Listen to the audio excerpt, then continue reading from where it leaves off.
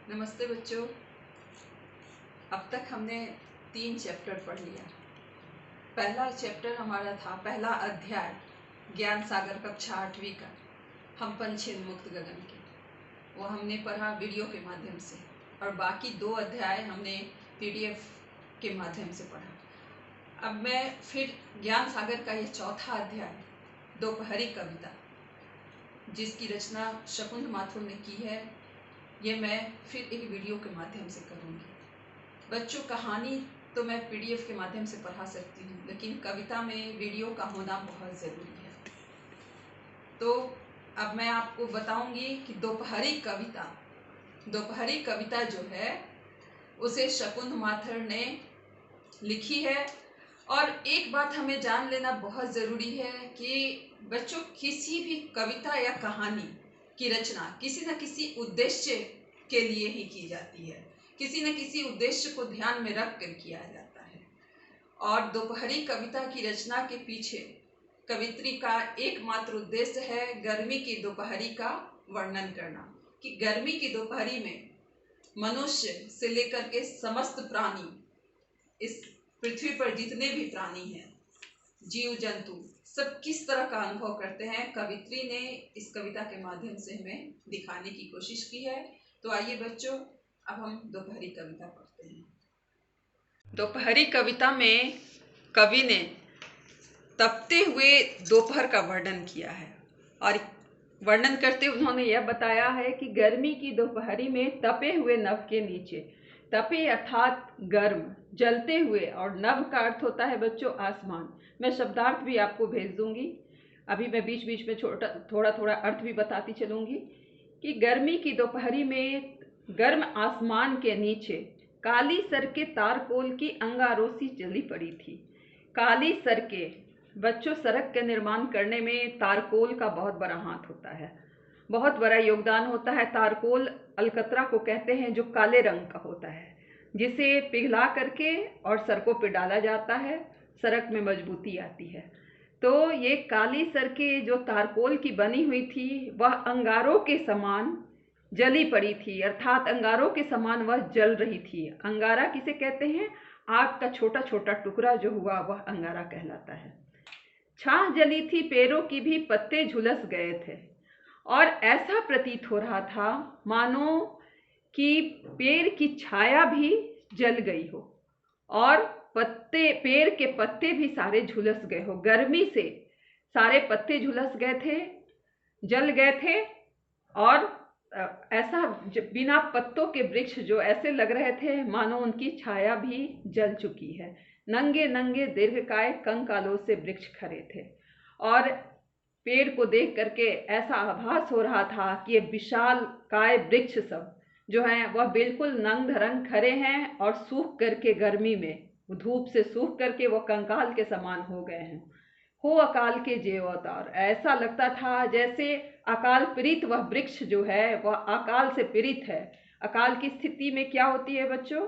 ना हमें खाने के लिए अन्न मिलता है, न पीने के लिए पानी, और अन्न जल के बिना हम बेहाल हो जाते हैं, सूख करके कंकाल के समान हो जाते हैं। तो वृक्षों की दशा भी दोपहरी में, गर्मी की दोपहरी में वही होती है कि वो सूख करके कंकाल हो जाते हैं, और ऐसा प्रतीत होता है जैसे अकाल पीड़ित हो। एक अकेला तांगा था दूरी पर, कोचवान की काली सी चाबुक के बल पर वो बढ़ता था। और ऐसे तपते हुए दोपहरी में एक अकेला तांगा कुछ दूरी पर दिखाई दे रहा था, जो कोचवान, बच्चों जो घोड़ा गाड़ी चलाता है उस चालक को हम कोचवान भी कहते हैं। तो ऐसा लग रहा था कि कोचवान की काली सी चाबुक के बल पर वह घोड़ा गाड़ी जो है वह आगे की ओर बढ़ रहा था। और कौन उसे बढ़ा रहा था? घोड़ा बढ़ा रहा था। क्योंकि उसका नाम ही घोड़ा गाड़ी है, वह घोड़ा खींचता है उस गाड़ी को, इसलिए उसे हम घोड़ा गाड़ी कहते हैं। तो अकेला तांगा जो कुछ दूरी पर था, वह गाड़ी चलाने वाले कोचवान जब काली सी चाबुक, चाबुक बच्चों आप इंग्लिश में जिसे हम हंटर कहते हैं, और आप देखे होइएगा कि रबर की बनी हुई चाबुक का निर्माण रबर से होता है, जो साइकिल के टायर ट्यूब को काट करके और छड़ी में लपेट करके बनाते हैं, जिससे काफ़ी तेज चोट लगती है। और घोड़े की को जब उस चाबुक की मार जब पड़ती थी तो वह घोड़ा बढ़ने लगता था। घूम घूम जो बल खाती थी सर्प सरीखी बेदर्दी से पड़ती थी दुबले घोड़े की गर्म पीठ पर। और कोचवान उस चाबुक को कैसे चलाता था? कोचवान उस चाबुक को आकाश में लहरा करके घूम घूम यानी खूब आकाश में उसको लहराता था और उसके बाद वह घोड़े के गर्मी की दोपहरी में तपते हुए घोड़े के पीठ पर वह जोर से जब मारता था तो वह ऐसा प्रतीत होता था जैसे सर्प के समान वह तीखा प्रहार कर रहा हो। सर्प की आकृति भी बच्चों चाबुक के समान ही होती है, पतली सी होती है और सर्प काटने के बाद जो हमें विष लगता है, घोड़े के पीठ पर उस चोट का आभास भी किसी सर्प काटने के दंश से कम नहीं हो रहा था। और उसके बाद भाग रहा वह तारकोल की जली अंगीठी के ऊपर, और उसके बाद घोड़ा जो है वह उस तारकोल की बनी हुई अंगीठी अर्थात गर्म सड़क के ऊपर भागना शुरू करता था, दौड़ लगाने लगता था। कभी एक ग्रामीण धरे कांधे पर लाठी, सुख दुख की मोटी सी गठरी लिए पीठ पर। और ऐसे में एक ग्रामीण की स्थिति क्या होती है?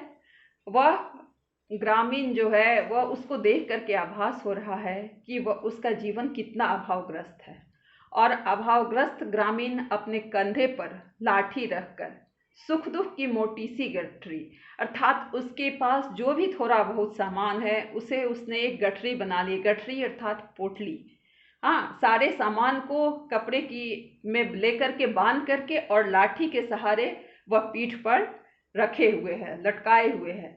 भारी जूते फटे हुए, और उसके जूते जो हैं वह काफ़ी भारे हो चुके हैं, पुराने जूते हैं, भारी भी हो चुके हैं, और जिनमें से थी झांक रही गायों की आत्मा। और वह जूता देखने में भारी था पर झांक रही गायों की आत्मा अर्थात उसकी जूते जो थे वह नीचे से फटे हुए थे। और बच्चों, जब गर्म सड़क पर फटे हुए जूते से हम चलेंगे तो वह सिर्फ देखने मात्र के लिए ही रह जाएगा कि वह हमारे पाँव में जूता है, पर उससे हमें सुखद एहसास कभी नहीं होगा, वह हमारे पाँव को सुख कभी नहीं देगा। लेकिन हमें ये संतुष्टि होती है कि हमने पाँव में जूते पहन रखे हैं, ये हमारे पाँवों की सुरक्षा कर रहे हैं। लेकिन वह ग्रामीण जो था वह इतना बेबस था कि उस फटे हुए जूते को ही पहन करके संतुष्ट होकर के जिंदा रहने के कठिन जतन में पाँव बढ़ाए आगे जाता। अपने जिंदा रहने की कठिन जतन अर्थात जिंदगी जीने के लिए बच्चों हमें संघर्ष करना पड़ता है, हमें अपने लिए भोजन कमाने के लिए परिश्रम करना होता है। और उस गांव की दुर्दशा ऐसी थी कि गांव में उसका भरण पोषण नहीं हो पा रहा था, तो वह उस गांव से अपने सारे सामान को एक पोटली में बांध करके लाठी के सहारे कंधे पर रख करके और अपने जीविका के तलाश में शहर की ओर वह आगे की ओर पांव बढ़ाते हुए बढ़ रहा था, फटे हुए जूतों के साथ। घर की खपरेलों के नीचे चिड़िया भी दो चोंच खोल उड़ती छिपती थी। और स्थिति यह थी घरों की। पहले बच्चों घर खपरेलों के हुआ करते थे जिनका निर्माण मिट्टी के द्वारा किया जाता था। अभी भी गांव में आपको उसके एक दो नमूने देखने के लिए मिल जाएगा। अब तो गांव भी काफ़ी संपन्न हो गया है, वहाँ खपरेल के घर भी कम मिलते हैं, अब तो सब जगह छतदार ही मिलते हैं।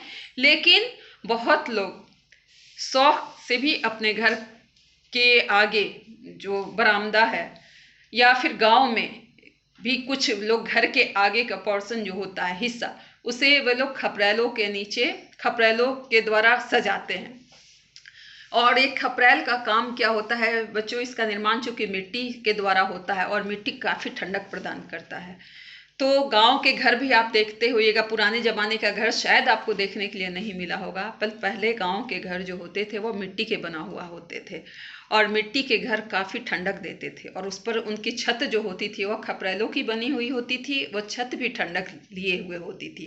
पहले गाँव में AC और पंखा नहीं होता था। गर्मी की छुट्टियों में बच्चे नानी और दादी के घर गाँव में जाते थे और उस मिट्टी के घर में वो सुखद एहसास उन्हें होता था। तो वही इसमें कवि कह रहा है कि घर की खपरेलों के नीचे, घर के मकान के उस खपरे से बने हुए छज्जे के नीचे चिड़िया भी दो चार चोंच खोल उड़ती छिपती थी। चिड़िया भी, आकाश में उड़ते हुए पंछी भी सांस लेने में जिन्हें गर्मी के दोपहरी में परेशानी हो रही थी, वह चोंच खोल करके उड़ती छिपती थी, अर्थात मुंह से वह सांस ले रही थी। नाक से सांस लेने में वह समर्थ हो जा रही थी, मुंह से वह सांस लेकर के और इधर उधर भाग रही थी, कहीं छिपने का छाया की तलाश कर रही थी, कहीं छिपने की कोशिश कर रही थी खुले हुए आंगन में फैली कड़ी धूप से। क्योंकि वह चिड़िया आंगन, पहले के घर में चारों तरफ से बरामदा होता था और बीच में खुला स्थान होता था जिसे आंगन कहते हैं। अब तो शायद बहुत कम घरों में यह देखने के लिए मिलता है शहर में, लेकिन पहले घर में आंगन होना वास्तुकला की दृष्टि से भी बहुत सही माना जाता था। तो ये चिड़िया जो आंगन में उड़ती फिरती थी, यह कड़ी धूप से परेशान होकर के वह खपरेलों में छुपने लगती है।